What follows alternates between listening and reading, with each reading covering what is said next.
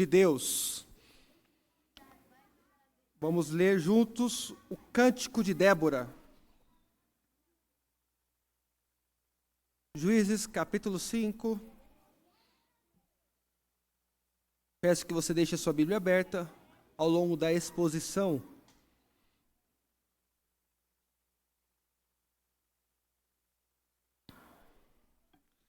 Diz assim a palavra do nosso Deus. Naquele dia cantaram Débora e Baraque, filho de Abinoão, dizendo: Desde que os chefes se puseram à frente de Israel, e o povo se ofereceu voluntariamente, bendizei ao Senhor. Ouvi reis, dai ouvidos, príncipes, eu mesma cantarei ao Senhor, salmodiarei ao Senhor, Deus de Israel. Saindo tu, ó Senhor, de Seir, marchando desde o campo de Edom, a terra estremeceu. Os céus gotejaram, sim, até as nuvens gotejaram águas. Os montes vacilaram diante do Senhor, e até o Sinai diante do Senhor, Deus de Israel. Nos dias de Sangar, filho de Anate, nos dias de Jael, cessaram as caravanas, e os viajantes tomavam desvios tortuosos. Ficaram desertas as aldeias em Israel, repousaram, até que eu, Débora, me levantei-me por mãe em Israel. Escolheram-se deuses novos, então a guerra estava às portas.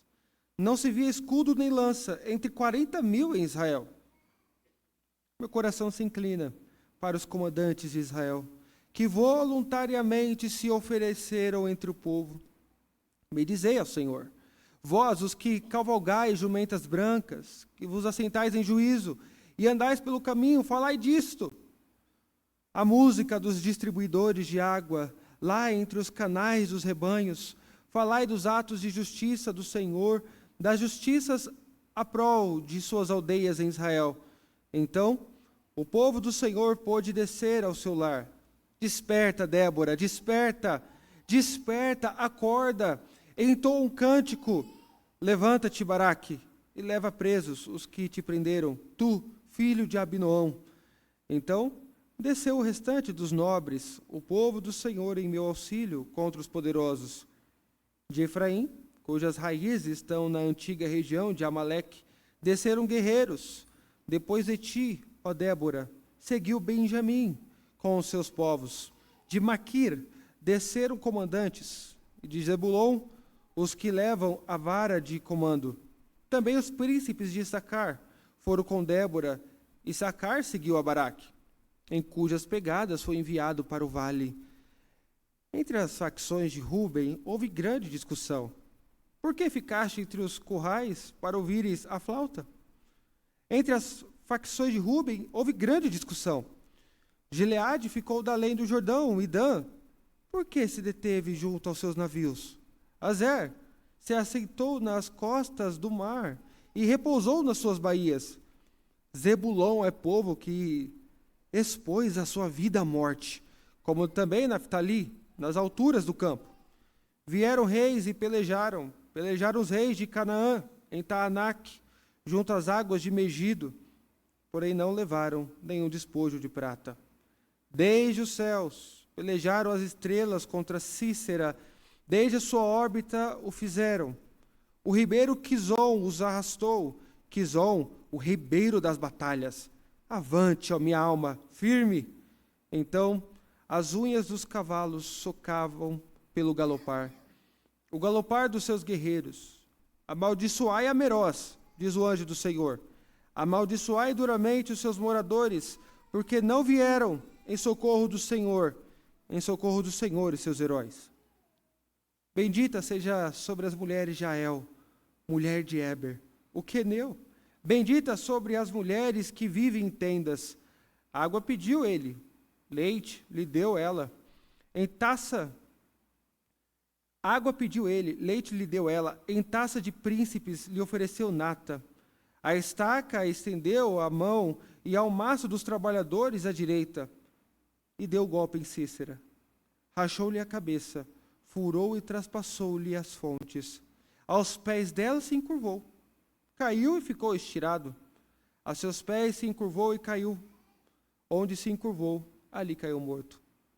A mãe de Cícera olhava pela janela e exclamava pela grade: por que tarda em vir o seu carro?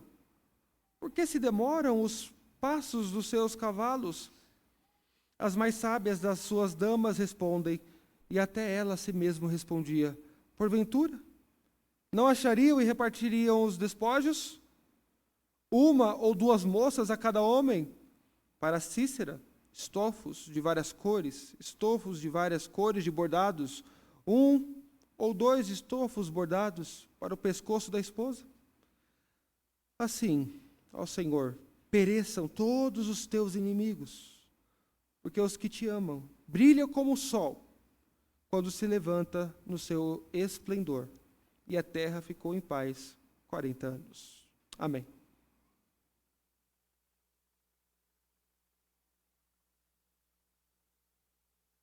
Você sabia que já houve um país soberano que declarou uma guerra contra uma espécie de animal? Já viu isso acontecer?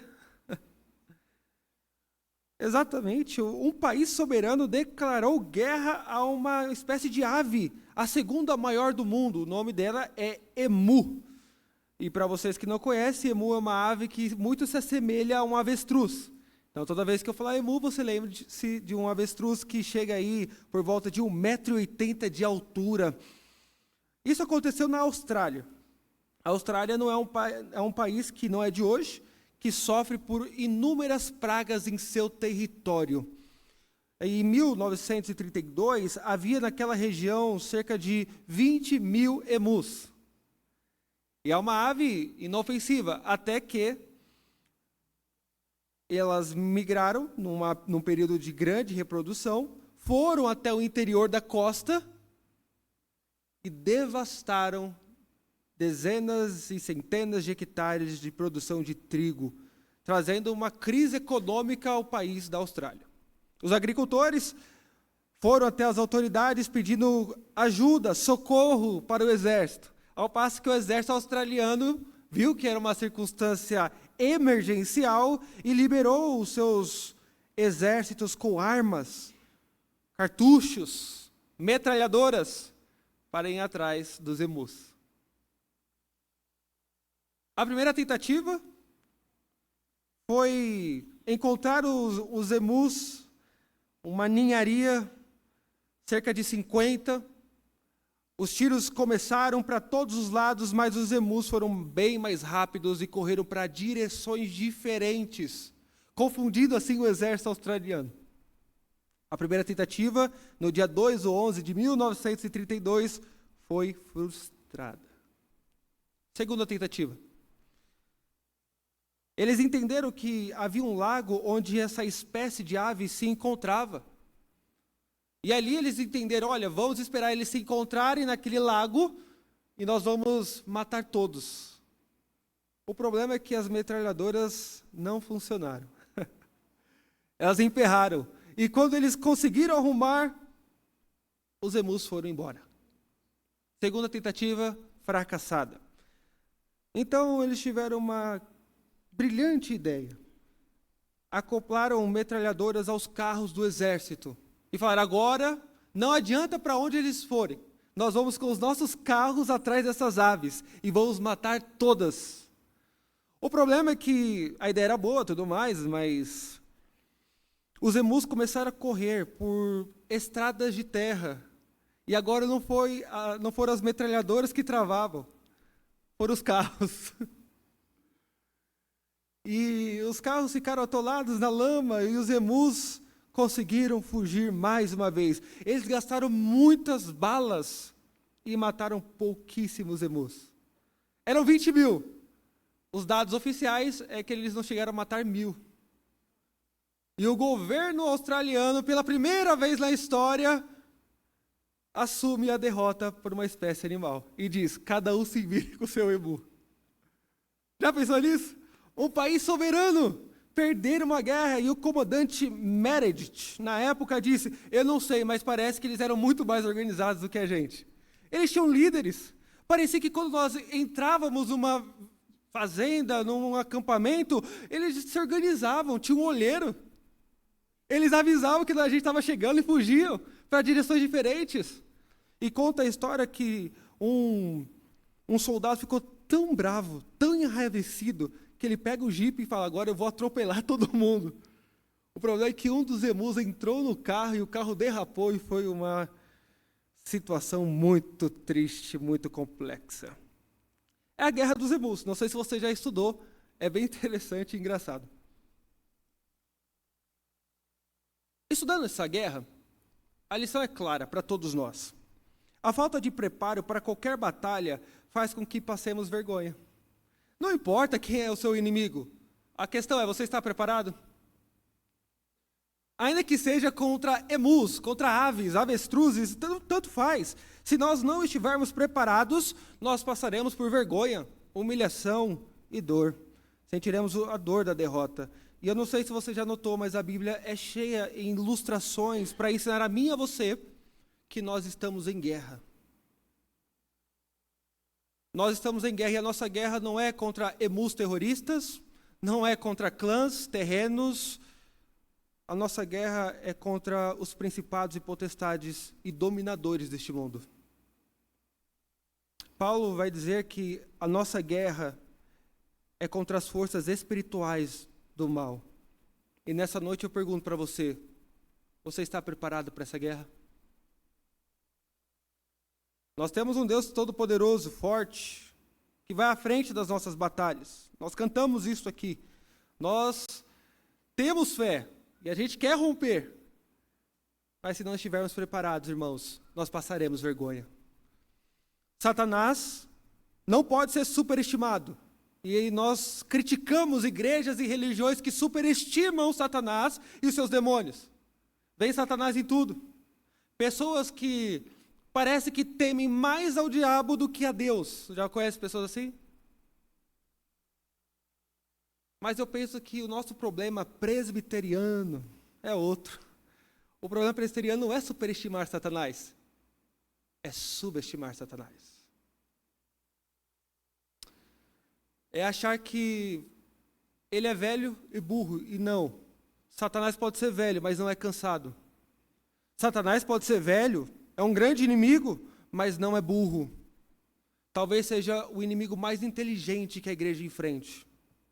Extremamente organizado, com as suas milícias. Irmãos, o reino de Deus deve avançar. Nós somos os portadores do Evangelho, mas se não aprendermos a lutar pelo reino de Deus, seremos envergonhados diante de uma batalha que já foi vencida na cruz. Por isso que nós estamos aqui, nesta noite, em torno do texto do Cântico de Débora. Hoje nós aprenderemos como podemos lutar pelo reino de Deus. E, em primeiro lugar, eu aprendo com o texto que para nós aprendermos a lutar pelo reino de Deus, em primeiro lugar, nós devemos reconhecer que Deus é a fonte da nossa vitória. Nós estamos no Cântico de Débora, e para situar vocês, lembremos-nos que a história começa no capítulo 4, onde o povo de Deus ficou sendo oprimido por 20 anos. Pelo rei Jabim, rei de Canaã. Deus levanta Débora e diz, Débora, eu tenho um plano, chama Baraque. Eu quero que Baraque e seus homens se reúnam no Monte Tabor. E neste monte, Cícera, o comandante do exército de Jabim, vai avistá-los. E vai mandar toda a sua força, todos os seus carros, para destruir o meu povo. Era uma missão suicida. Monte Tabor era extremamente pequeno, aberto de todos os lados. E Deus está dizendo, vocês vão ser como uma espécie de amostra, uma espécie de armadilha para o povo cananeu. Baraque fica assustado, você pode ver no versos 6 e 7 do capítulo 4, que ele diz para Débora, Débora, eu só vou se você for comigo. Possivelmente com medo do plano. Era um plano astuto, era um plano suicida de fato. Era um plano ousado e perigoso. Israel não tinha uma arma. Entre 40 mil você não encontrava espada. E Cícera, o comandante de Jabim, tinha 900 cavalos de ferro, 900 carros de ferro. Homens treinados na batalha. Mas o texto vai mostrar para nós, o verso 15, no capítulo 4, que de modo soberano, Israel vence a batalha. E o texto do capítulo 4 não diz como, só diz que Deus entregou nas mãos de Baraque todos os seus inimigos e ele ganhou. A pergunta é, como isso aconteceu? Era humanamente impossível vencer a batalha. Eram dezenas e centenas de carros de ferro. A estratégia, lembremos-nos, eles ficaram em cima de um monte, o exército inimigo os veria, iria até eles para matá-los. Simples assim. Mas de uma forma surpreendente que nós veremos agora, o exército de Deus, o exército de Israel ganha. E Débora entende que a vitória pelo reino não foi por conta da força de Israel. Não é à toa que o texto começa com várias menções a isso. Verso 2, Débora vai dizer, bendizei ao Senhor. Verso 3, cantarei ao Senhor, salmodiarei ao Senhor, Deus de Israel. Verso 4, saindo tu, ó Senhor, de Seir, marchando desde o campo de Edom, a terra estremeceu. Opa, aconteceu alguma coisa. Os céus gotejaram, sim, até as nuvens gotejaram águas. Os montes vacilaram diante do Senhor, e até o Sinai diante do Senhor, Deus de Israel. Cícera foi, contudo, para acabar e aniquilar o exército de Baraque. O problema é que ele foi sendo guiado pelo rio Quizon. E ao que tudo indica, no momento da batalha, começou a chover. Provavelmente o rio Quizon, o rio das batalhas, conforme vai dizer o verso 21 do capítulo 5, transbordou, ao ponto de os carros de Cícera serem travados, e o povo de Israel assim poder ganhar a batalha. O que é interessante é que Débora louva a Deus, ela reconhece que ali tiveram homens corajosos, homens guerreiros de batalha, mas foi Deus que moveu céus e terra para o seu povo vencer. Ela reconhece que não foi a estratégia de Israel. A estratégia era humanamente fraca, era perigosa, era suicida. Mas nós aprendemos aqui que, se preciso for, Deus move céus e terra para preservar a sua igreja. Eles têm 900 carros de ferro, é impossível. Deus manda chuva, faz travar os carros e mata todos. Este é o nosso Deus. E Débora está nos ensinando isso, que nas batalhas pelo reino, pelo avanço da igreja, todos nós somos servos, somos fracos. E é Deus quem vai à frente, irmãos, é Deus que nos dá a vitória. Mais de 50 anos a igreja de Carvalho permaneceu aqui neste lugar, e foi fácil? Não foi. Não é fácil plantar uma igreja, é humanamente impossível, sabe por quê? Porque os homens não querem ouvir o evangelho. Os seus corações estão duros. Eles querem viver para o seu próprio deleite. E você deixar de viver para o seu deleite, para vir à igreja, ouvir o evangelho, é algo sobrenatural. E quantas famílias foram transformadas neste lugar? Quantos casamentos foram restaurados? Quantas pessoas saíram das drogas? Você acha que é porque nós somos estrategistas? Você acha que é porque nós falamos bonito, é isso? Ou é porque o Deus Todo-Poderoso vai à frente da sua igreja? É isso que motiva a mim e a você a pregar o evangelho.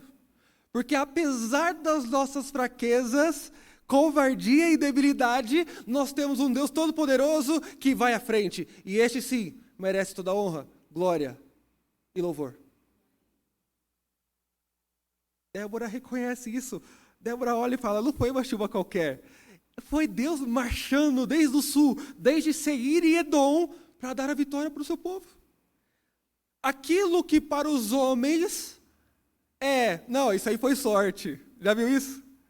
As coisas contribuíram, foi uma chuva.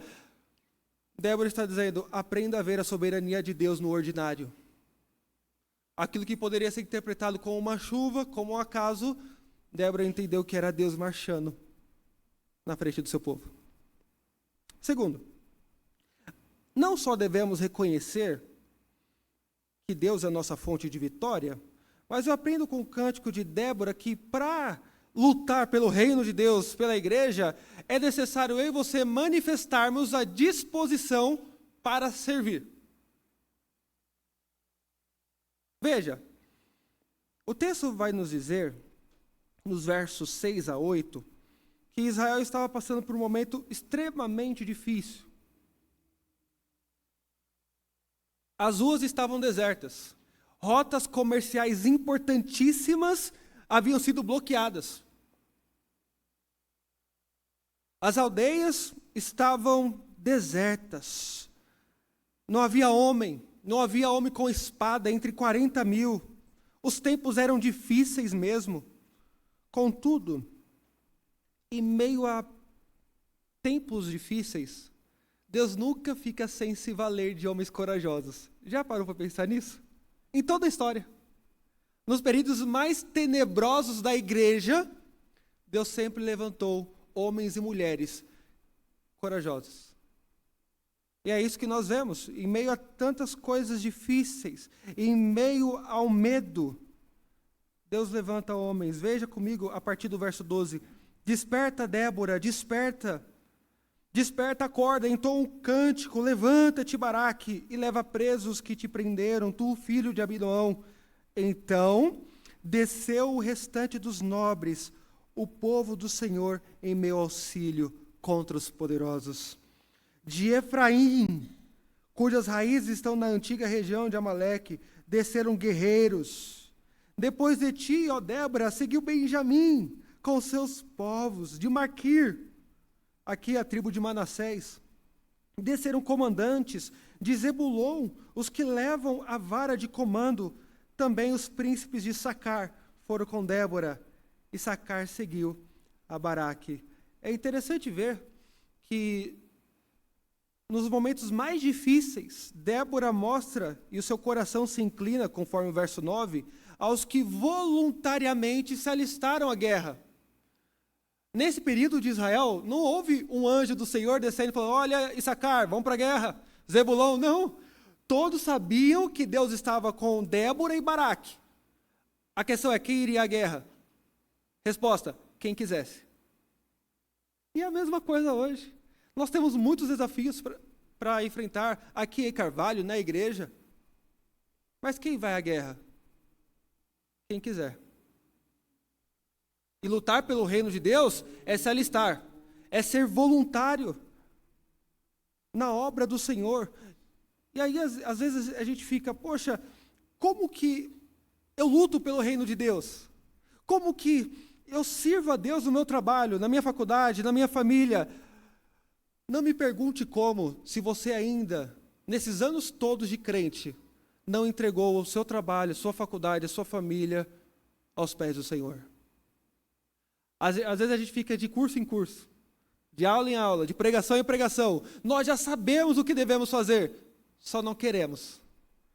Não queremos nos dispor. Essa aqui é a verdade. Falta-nos coragem.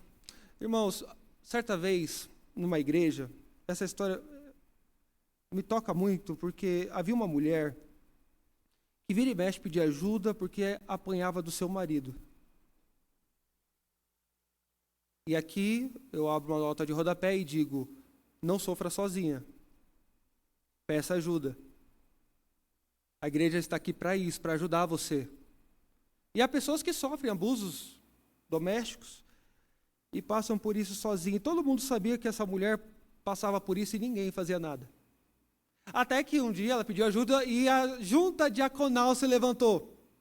Olha só, a junta diaconal. E foi até a casa do cidadão que batia na sua própria esposa. Ao passo que, ao tocar a campainha, aquele homem se dirige à porta e diz: o que vocês querem aqui? Ela é minha mulher, não é de vocês. Vocês não têm nada a ver com essa briga.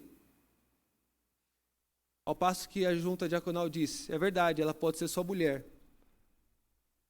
Mas antes de ser a sua esposa, sua mulher, ela é nossa irmã. E se você tocar de novo um dedo nela, você vai se ver conosco. Nós sabemos o que devemos fazer, só não queremos. Não queremos nos indispor. Mas já pensou nisso? E conhecendo a história daquela mulher, de forma milagrosa, piedosa, aquele homem nunca mais a tocou. Porque ele entendeu que aqueles homens não estavam para brincadeira, eram os irmãos da esposa dele. O que devemos fazer é colocar a nossa vida para o trabalho do Senhor, aonde quer que Ele nos coloque. Ter uma disposição para servir a Deus em todos os lugares, a fim de que o reino dele avance. Mas há uma terceira coisa que eu aprendo com esse texto, sobre lutar pelo reino de Deus. Não só devemos reconhecer que Deus é nossa fonte de vitória, ou devemos colocar uma manifestação para servir, mas devemos fugir da comodidade também. A partir do verso 15, parte B, vai dizer aí algumas tribos que não participaram da guerra. E o motivo são motivos tolos. A Bíblia vai dizer, o cântico aqui vai dizer que Rúben ficou discutindo. E até a Débora pergunta, por que vocês ficaram entre os corrais para ouvir flauta? Gileade, Dan se deteve com seus navios. Azer se ficou encostado ou recostado nas costas do mar, repousando nas suas baías. Irmãos, é necessário nós fugirmos da comodidade.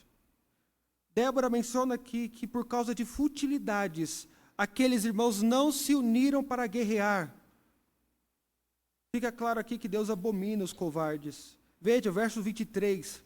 Amaldiçoai a Merós, diz o anjo do Senhor, amaldiçoai duramente os seus moradores, porque não vieram em socorro do Senhor e seus heróis. Deus odeia os covardes. Não há espaço para aqueles que abrem mão da luta espiritual por conta do conforto, por conta da dificuldade que o Evangelho traz. Martinho Lutero, no seu último sermão em vida, pregou no dia 15 de fevereiro de 1546, na sua cidade natal. Havia uma discussão, chamaram o grande reformador da Alemanha, e ele foi resolver. Mal ele sabia que ele pegaria uma gripe no caminho e morreria ali mesmo. Mas o último sermão de Lutero nos chama a atenção, porque ele disse que já na sua época, depois da Reforma Protestante, o Evangelho já estava sendo corrompido pelos próprios protestantes. E a razão era clara. A pregação pura do Evangelho traz conflito, traz problema. E os homens e mulheres dos dias de Lutero e os nossos odeiam o conflito. Em ficar bem com os outros e negar o Evangelho, nós negamos o Evangelho. Não pensamos duas vezes. A gente fica, não é bem assim, eu acho que você é muito duro. E Lutero disse, o Evangelho, quando é pregado na sua simplicidade e pureza, sempre trará conflito. E por temer o conflito, muitos o negarão. É cômodo, é por isso. Aí eu tenho que fazer essa pergunta para você nesta noite. Você quer lutar pelo reino de Deus? Está disposto, está disposta ao que isso vai custar para você? Não é uma conta pragmática. Perdoe-me se você acreditava nisso, não é. Deixa eu explicar. Ser fiel, não abrir mão dos seus valores, é igual vida mansa e tranquila. Não é.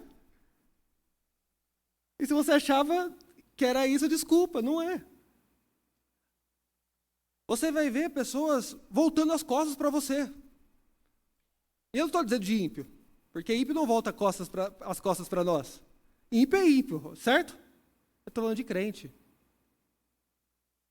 Ou você acha que Lutero conseguiu fazer a reforma protestante com todos os seus amigos, todas as pessoas que batiam nas costas dele?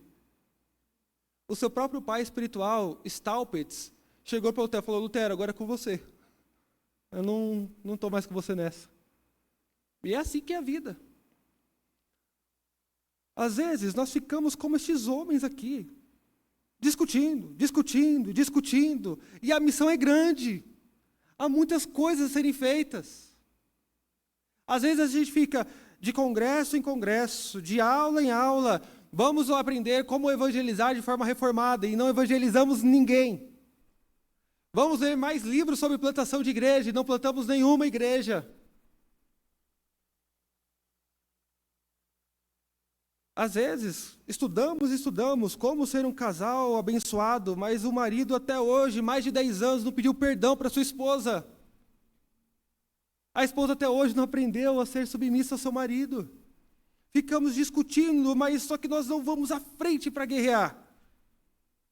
Ficamos ouvindo flauta. Ficamos olhando o navio, enquanto o reino de Deus precisa avançar. Esqueçamos, irmãos, as futilidades. O tempo urge. Satanás não brinca de ser diabo. Nós cantamos aqui. Se temos de perder, olha, isso aqui é muito forte. Você cantou com o grupo Shalom. E eu quero frisar isso aqui que você cantou. Se temos de perder, vamos lá. Família, bens, prazer. Se tudo se acabar e a morte enfim chegar, com ele reinaremos. Já parou para pensar nisso? Deus chegar para você e falar, olha, você vai pregar, você vai ser fiel a Deus no seu trabalho, você vai ser demitido. Você vai ser fiel e você vai perder a sua família. E a morte pode chegar, mas fique tranquilo, você vai reinar comigo. Irmãos, quantas vezes nós pegamos uma dengue da vida e já queremos blasfemar do nome de Deus? É forte você cantar uma coisa dessa. Que Deus nos ajude a crer assim. E que esse canto seja uma realidade na nossa vida, na nossa existência. E por fim, nós vamos ver aí, meu último ponto, é que para lutar pelo reino de Deus, nós devemos aprenda isso, a aproveitar as oportunidades que Deus nos dá. Versos 24 a 32 vai narrar a história de Jael. Você conhece, capítulo 4 vai nos mostrar a respeito dela. Jael, uma mulher bem-aventurada, não era nenhuma guerreira. Era uma mulher simples, do interior, com uma estaca na mão. Quando Cícera teve seu carro atolado na lama do rio Quizon, ele corre de Baraque, ele corre da morte, e ele vai para uma tenda, e ele pede socorro para aquela mulher, a mulher de Éber, o queneu, e ela diz, pode entrar, sem problema nenhum. Ele disse, eu quero água, você tem, melhor do que água, vou te dar leite, descanse, durma. E a Bíblia diz que ela deu para ele leite, e ao dormir, ela crava-lhe uma estaca na têmpora. Naquela época, eu já expliquei isso para vocês, a luta não era só espiritual, era uma luta contra carne e sangue. E aquela mulher simples aproveitou a oportunidade que Deus lhe dera e deu um fim na guerra. Venceu o maior comandante daquela época, daquela região, porque aproveitou a oportunidade que Deus lhe deu. O cântico de Débora termina a partir do verso 28, narrando o desespero dos ímpios, na figura da mãe de Cícera, o comandante daquele exército. O texto diz que ela olhava pela janela e diz, cadê o carro do meu filho? Por que demora de chegar? E as suas servas tentando consolar a mãe, dizendo, não, fica tranquila. Ele está repartindo as mulheres que ele roubou, os despojos entre os seus companheiros. Mal ela sabia que por meio de uma mulher simples, fraca segundo o mundo, Deus havia derrotado aquele comandante. Aproveite as oportunidades, é a lição que nós vemos aqui. Paulo, escrevendo para os crentes de Corinto, capítulo 1 da primeira carta, versos 26 a 29, ele vai dizer, irmãos, reparai, pois, na vossa vocação, visto que não foram chamados muitos sábios segundo a carne, nem muitos poderosos, nem muitos de nobre nascimento. Pelo contrário, Deus escolheu as coisas loucas do mundo para envergonhar os sábios, e escolheu as coisas fracas do mundo para envergonhar as fortes. E Deus escolheu as coisas humildes do mundo, e as desprezadas, e aquelas que não são, para reduzir a nada as que são, a fim de que ninguém se vanglorie na presença de Deus. Deus não precisa de grandes nomes, de grandes estratégias. Deus precisa de homens e mulheres fiéis. Homens e mulheres que entendem que Deus vai usá-los num determinado momento da história. E que esse momento deve ser para a honra e glória dele. E você está preparado? Às vezes você só sabe usar uma estaca. É isso que Deus precisa. Deus não precisa mais do que isso. Deus precisa de homens e mulheres fiéis a Ele. Fiéis no cotidiano da vida. Nos pequenos momentos. Perguntaram para Lutero: como que você conseguiu? Qual foi a estratégia? Qual foi o marketing que você fez para a reforma aí avançar? Lutero disse: eu só ensinei, preguei e expus a palavra de Deus. Eu fiz isso de tal forma que enquanto eu dormia, a palavra de Deus enfraquecia o papado. Eu nada fiz. A palavra fez tudo. Irmãos, Lutero não fez nada de extraordinário para a época dele. Publicar teses era algo tão comum, tão corriqueiro naquela época. Você publicava uma tese, ou algumas teses, as pessoas vinham e debatiam com você teologia. Era algo comum, corriqueiro. Mas Deus aprove a Deus usar aquele irmão, naquele momento, com o que ele tinha, para sacudir a Europa e mudar a história do povo dele. Como nós precisamos de homens e mulheres que são fiéis a Deus no cotidiano. No simples. Deus não precisa de grandes coisas para mudar a história do seu povo. Aproveite as oportunidades. Irmãos, como que nós podemos terminar? Nossos inimigos para com Deus são tão fracos quanto os emus da Austrália. Mas a gente ainda fica batendo cabeça. A gente ainda fica tentando criar planos mirabolantes. É igual colocar uma metralhadora num carro para perseguir ave no chão de terra. Deus não precisa das nossas ideias mirabolantes. Deus precisa da nossa fidelidade. A guerra já está vencida. Cristo venceu a nossa maior batalha. Jesus não foi como um Marte, como um derrotado para a cruz. Ele mesmo disse: ninguém tira a minha vida, eu mesmo vou-la dou, e poderei reavê-la. A nossa maior batalha contra Satanás, seus demônios, contra o pecado e a morte, já foi vencida. Qual que é a nossa tarefa agora? Sermos fiéis e proclamarmos essa vitória. Lutarmos pelo reino de Deus, aonde Ele nos colocar. O pastor não vai estar no seu trabalho. Deus colocou você lá. O pastor não vai estar no meio da sua família de ímpios. Deus colocou você lá. Cada um na sua frente de batalha. E às vezes, embora as nossas frentes de batalha sejam diferentes, nós lutamos pelo mesmo reino. Aqui é como se fosse o stop, o time do técnico. Nós nos aproximamos como povo de Deus, ouvimos as instruções do Salvador e voltamos ao mundo, levando luz em meio às trevas, sendo sal para evitar o apodrecimento moral dessa sociedade. Irmãos, tempos difíceis se aproximam.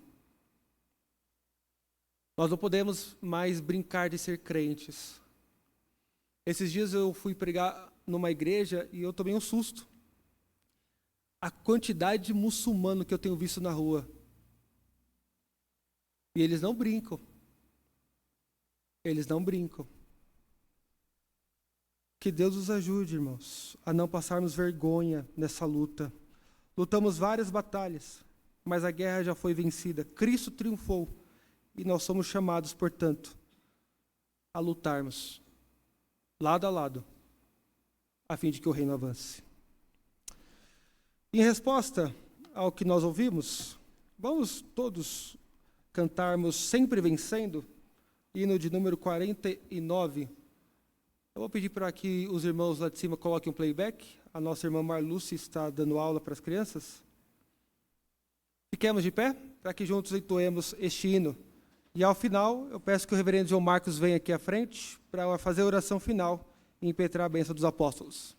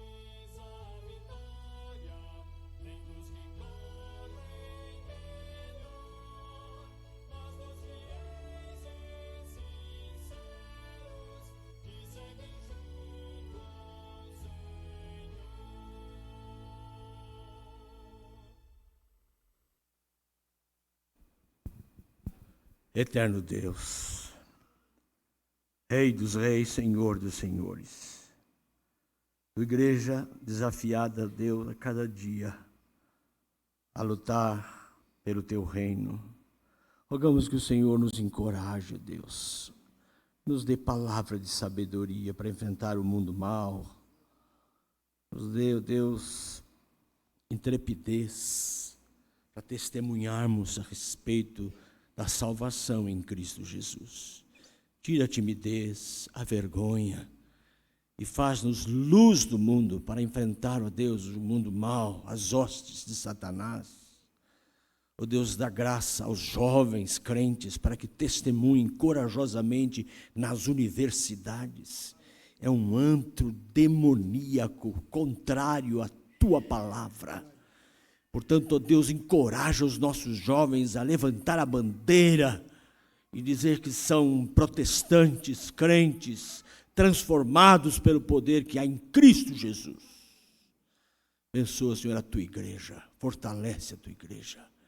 Nos momentos de crises difíceis, nós possamos, ó Deus, testemunhar, de fato, O Espírito Santo habita em nós, ajuda-nos. Estamos vivendo tempos difíceis, por isso precisamos da tua graça, da força do teu poder, para assim testemunharmos. E agora despede-nos, ó Deus, pois precisamos da tua companhia. No nome de Jesus. Que a graça do Senhor Jesus, o amor de Deus, nosso eterno Pai, que as consolações do Espírito Santo estejam com todos permaneçam agora e para sempre. Todo o povo de Deus diga amém. Graças a Deus. Pode sentar, irmãos.